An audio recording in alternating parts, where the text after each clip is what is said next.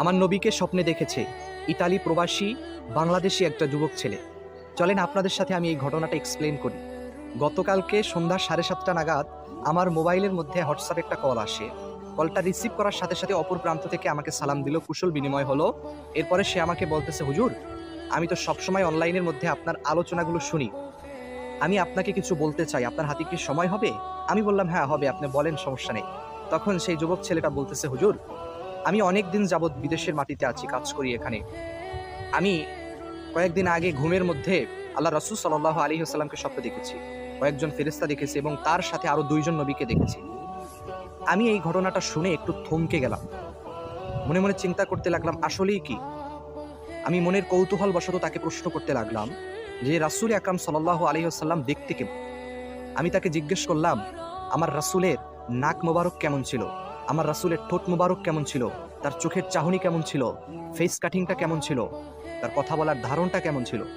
বিশ্বাস করেন আমি তাকে যেভাবে বলেছি সে ঠিক সেভাবেই উত্তর দিয়েছে এবং আমি সেগুলো একটা নোটের মধ্যে লিখতে থাকি।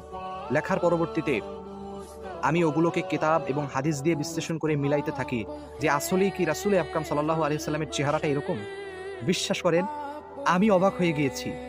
আমি রাসূল আকরাম সাল্লাল্লাহু আলাইহি সাল্লামের চেহারা সম্পর্কে যতটুকু জানি বা আমার জেহেনের মধ্যে আছে এবং কিতাব থেকে সংগ্রহ করেছি, সমস্ত কিছু দিয়ে আমি মিলিয়ে দেখেছি যে এই যুবক ছেলেটা, ইতালি প্রবাসী ছেলেটা, ওনার নাম হচ্ছে মনির হোসেন, উনি যেই বর্ণনা দিয়েছে আল্লাহু আকবার, ওনার এই বর্ণনার সাথে রাসূল আকরাম সাল্লাল্লাহু আলাইহি ওয়াসাল্লামের চেহারার 100% ক্রিস্টাল ক্লিয়ার মিল রয়েছে।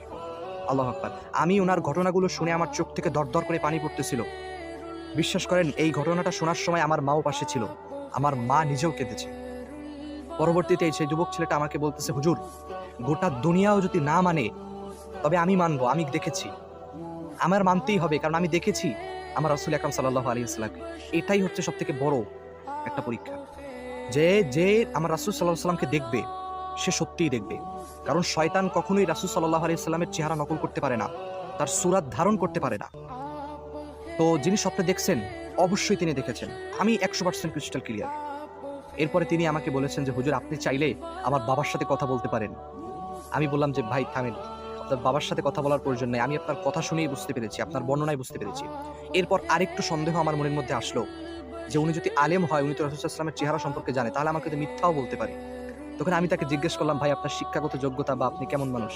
উনি বলতেছে, ভাই আমি একজন সাধারণ মানুষ, আম মানুষ বলতে যেটা বোঝায়, তেমন একটা শিক্ষিত বা আলেম নন, জেনারেল একজন মানুষ।